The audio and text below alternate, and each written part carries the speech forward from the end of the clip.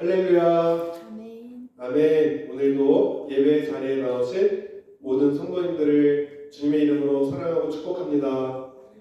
예, 우리 서로에게 인사해 볼까요? 예수님의 이름으로 사랑하고 축복합니다. 예수님 이름으로 사랑하고 축복합니다. 네, 오늘 부활주일로 지켜지는 또 주일입니다.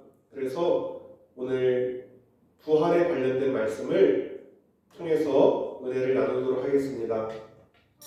말씀의 제목은 예수 안에 죽은 자의 부활이 있습니다 라는 제목입니다. 사도행전 4장 2절과 33절 말씀입니다. 오늘은 우리가 부활에 대해서 얘기를 하는데, 세상에 많은 사람들이 예수님의 부활에 대해서 증언을 했습니다. 먼저는 이 부활에 대해서 부활하신 예수님 자신이 직접 부활에 대해 말씀하셨습니다. 요한복음 11장 25절에서 26절, 예수께서 이르시되 나는 부활이요 생명이니 나를 믿는 자는 죽어도 살겠고 무릇 살아서 나를 믿는 자는 영원히 죽지 아니하리니 이것을 내가 믿느냐. 예수님이 자신의 부활에 대해서 요한복음에 말씀하셨어요. 그런데 예수님뿐만 아니라 오늘 본문의 초대교회의 사도들도 예수님의 부활에 대해 전했다고 합니다. 초대교회의 사도들의 복음의 핵심 메시지는 예수와 부활이었습니다. 그래서 사도를 뽑는 기준이 무엇입니까? 예수께서 부활하심을 증언하는 사람입니다. 사도행전 1장 22절 말씀입니다.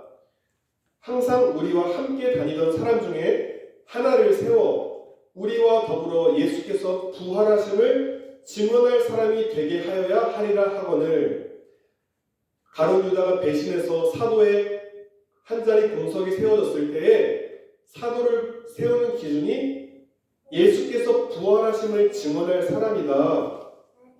또한 예수님과 함께 하지는 않았지만 하나님이 친히 택해서 사도의 역할을 감당했던 바울은 역시 예수와 부활에 대해 증거했습니다.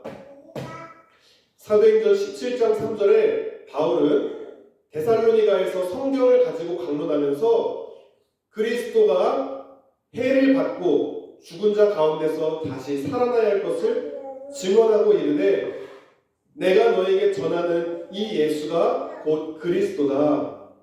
그리스도가 고난을 받고 죽은 자 가운데서 살아나야 할 것을 증거했습니다. 이어서 17장 18절에 에피쿠로스와 스토아 철학자들과 논쟁을 할 때에 역시 바울은 예수를 전하고 부활을 전했습니다. 이렇게 예수님과 초대교회 사도들과 바울, 그 뒤를 이어 많은 사람들이 예수님의 부활을 전했습니다. 근데 오늘날 우리가 복음을 전할 때에 예수 믿으세요 라고 하면은 그 말이 더 온전한 복음이 되려면 나를 위해서 죽으시고 부활하신 그 예수님을 믿으세요. 이 부활에 대한 메시지가 좀 뭔가 약화되고 있지 않나 싶습니다. 바울과 사도들은 한결같이 예수님의 죽음과 부활의 복음을 전했습니다. 그런데 사도들과 바울이 이 부활의 복음을 전할 때에 듣는 사람들의 반응은 어땠습니까? 사도들은 전부 다 순교했고, 바울도 이 부활의 복음의 메시지를 들을 때 어떤 이는 조롱하고 어떤 이는 네 말을 다시 듣겠다 하면서 관심은 가지지만 믿지는 않고, 또 어떤 이는 믿고, 이렇게 이 부활의 복음의 메시지를 전할 때에 사람의 반응이 많이 달랐습니다. 성경에 많은 표적들과 기적들이 있지만 어떻게 보면 제일 믿기 힘든 기적이 부활이 아닐까 생각해 봅니다.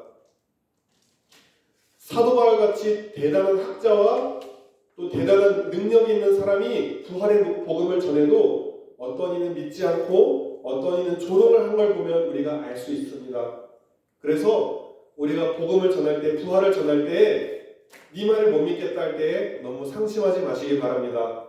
사도들과 바울조차도 부활의 복음을 전할 때에 고난받고 조롱당하였던 것을 기억하시기 바랍니다. 지금도 우리 삶 속에 이 부활의 메시지를 몰라서 죄와 사망에 대해서 두려워하며 종노릇하는 자들이 있다라는 것입니다. 이들 향해 긍휼한 마음을 가지고 우리가 이 예수님과 부활에 대해 증언해야 합니다. 죄와 사망의 종노릇하는 두려워하는 자들에게서 이 생명의 복음이 전해져야 합니다. 그런데 사도들은 자신을 향해 핍박하든 모함을 하든 상관없이 이 복음을 전할 때에 사람의 지혜나 설득으로 한 것이 아니라 부활을 증거할 때 큰 권능으로 부활을 증거했답니다. 사도행전 4장 33절 사도들이 큰 권능으로 주 예수의 부활을 증언하니 우리가 큰 은혜를 받아. 우리가 주님이 친히 그 마음을 움직이셔서 그 마음을 감동하고 또 그러려면은 내가 그 사람이 어떠하게 반응하든 나를 비우고 예수의 마음으로 그렇게 그들을 품을 수 있는 내적인 능력이 있어야 되고 또한 큰 권능으로 말씀을 증거할 때 따르는 표적으로 말씀을 확실히 증거했다라는 마가복음의 말씀처럼 이렇게 부활을 증거할 때에 하나님께서 친히 믿을 수 있게 주께서 함께 역사하사 따르는 표적으로 증거했다라고 합니다. 사도들은요, 자신도 예수 안에 속한 자로 자신도 부활에 속할 것을 알았습니다. 고린도전서 15장 20절에 예수님을 이렇게 표현하죠. 죽은 자 가운데서 다시 살아나사 잠자는 자들의 첫 열매가 예수님이다 라는 표현을 합니다. 그런데 그 이후에 첫째는 첫 열매이신 그리스도요. 그 다음은 그리스도께서 재림하실 때에 그리스도께 속한 사람들이 부활할 것이다 라고 말을 합니다. 우리 몸은 우리가 죽으면 썩어지거나 매장을 하거나 화장을 하는지 우리 몸에는 손상이 생기게 마련입니다. 그런데 성경에 기록된 부활한 우리의 몸은 예수님처럼 영광스러운 모습으로 바뀌게 될 것이라 합니다. 빌립보서 3장 21절 그분은 만물을 복종시킬 수 있는 권능으로 우리의 비천한 몸을 변화시키셔서 자기의 영광스러운 몸과 같은 모습이 되게 하실 것입니다. 우리가 성경 말씀을 믿고 하나님을 믿는다 할 때 가장 중요한 것이 무엇입니까? 하나님이 창조주이시고 나의 주인이시다. 이것이 가장 기본이 되는 신앙입니다. 그런데 천지를 창조하신 하나님이 손상된 우리의 몸을 영화로운 몸으로 충분히 변화시킬 수 있지 않겠습니까? 우리가 이렇게 예수님과 사도들과 그 위에 많은 증인들이 부활을 증거했듯이 우리도 이 부활의 복음을 전해야 될 줄 믿습니다. 이 메시지로 인해서 때로 고난을 받을 수 있고 또 손해를 볼 수도 있지만 이 땅에서 우리가 그리스도께 속한 자로서 믿음의 경수를 다 마치고 나서 우리 역시 예수님처럼 부활하고 주님과 영화로운 몸으로 살아가게 될 것입니다. 이러한 부활의 소망을 가지고 부활을 증거하는 우리 모두가 되기를 바랍니다. 그런데 어떠한 사람들의 말처럼 부활이 없다면 고린도전서 15장 14절에 이렇게 얘기합니다. 만일 부활이 없다면 우리의 선포와 믿음이 헛된 것일 것입니다. 그렇지만 부활이 있어서 내가 이 길을 간다라고 기록합니다. 만일 예수님이 부활하시지 않았다면 우리의 믿는 신앙도 헛것이고 예수가 하나님이시라는 것을 믿을 수도 없을 것이고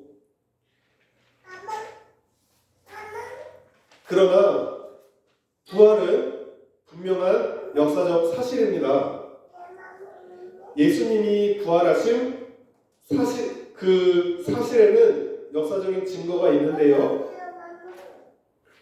십자가 사건 후에 예수님의 시체를 아리마대 요셉의 무덤에 장사되었다고 합니다. 그런데 이 사실을 요세푸스라는 당시의 역사학자가 기록했습니다. 이 요세푸스는 예수를 믿는 사람이 아닙니다. 그런데 그의 책에 아리마대 사람 요셉의 예수의 시체가 장사되었다라고 기록되어 있습니다.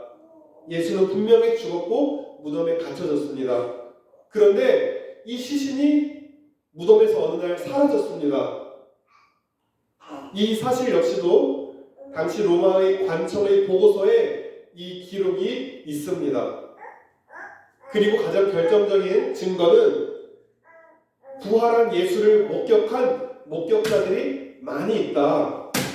그들이 각자의 자리에서 다른 시간대에 글을 썼는데 한결같이 동일하게 예수는 부활하셨다라는 글을 씁니다. 그들이 서로 짜고 칠 수도 없게 서로 모르는 사람이고 다른 연대에 부활의 예수님을 만났다는 많은 증거가 있습니다.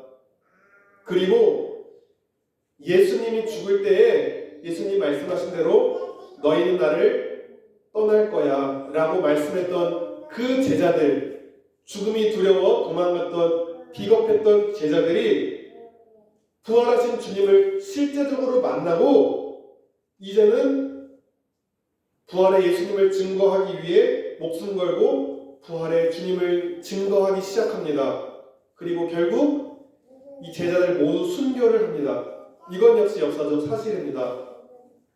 우리가 일반적으로 생각해 볼 때에 사람이 이렇게 180도로 변하는 것은 한두 명도 아니고 그 부활을 직접 목격했던 사람이 진짜 이렇게 사람이 변한다는 것은 상식적으로 생각할 때 있을 수 없는 일입니다. 정말 부활하신 주님을 목격하지 않았다면 이러한 생명을 걸고 증거할 수는 없다는 말이죠. 자, 그러면 우리는 어떻게 해야 할까요? 사도 바울은 이렇게 얘기를 합니다.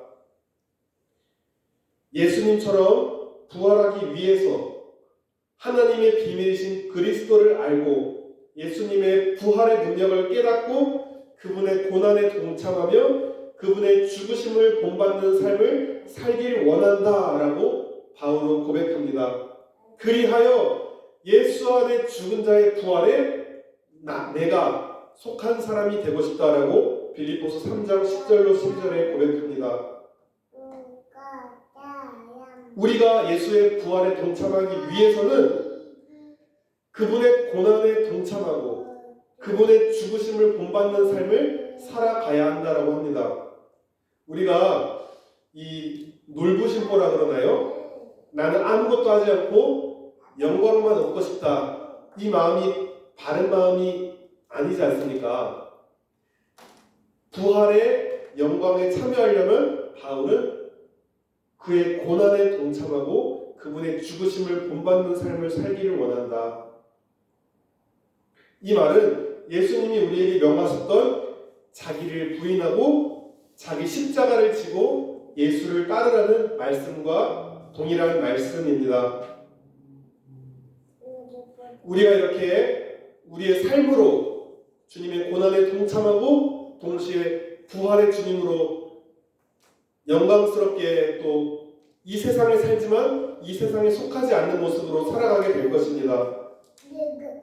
예수님을 믿은 후에 이 부활이라는 것은요, 내가 죽어서 부활하는 것도 있지만 지금 이 순간 죽었던 내 영이 침체되고 갈 바를 몰랐던 내 영이 예수의 영이신 성령이 내 마음 가운데 오셔서 늘 나와 동행하며 우리를 부활의 증인으로 살아가게 한다는 것입니다.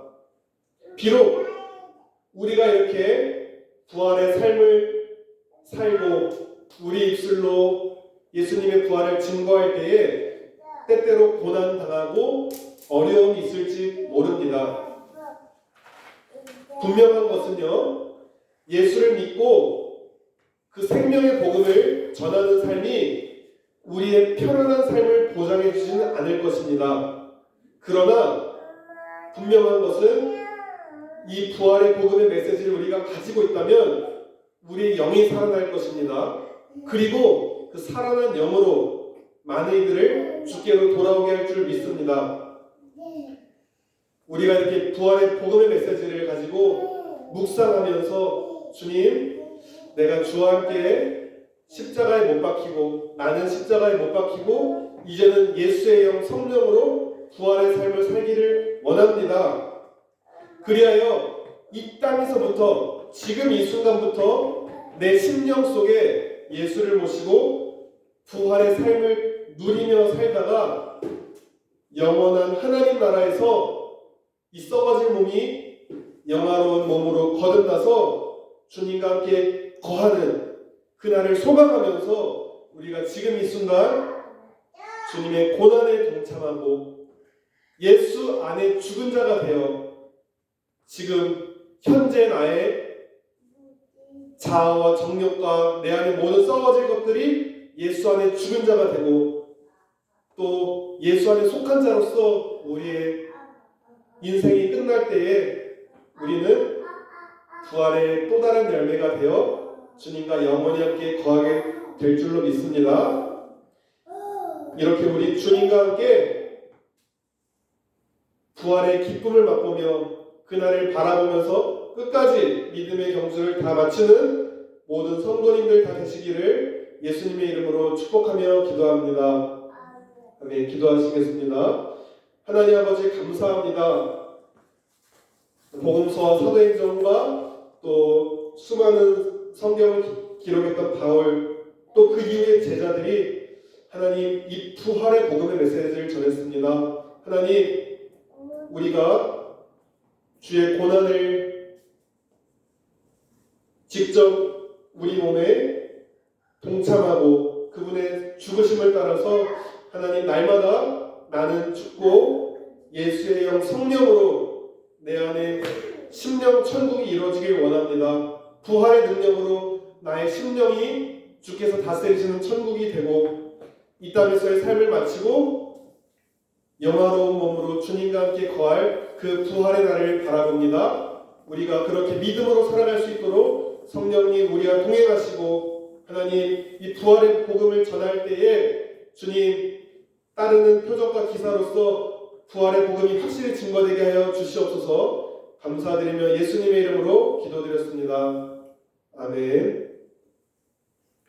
우리 말씀 생각하시면서 찬송가 162장 찬송하시겠습니다.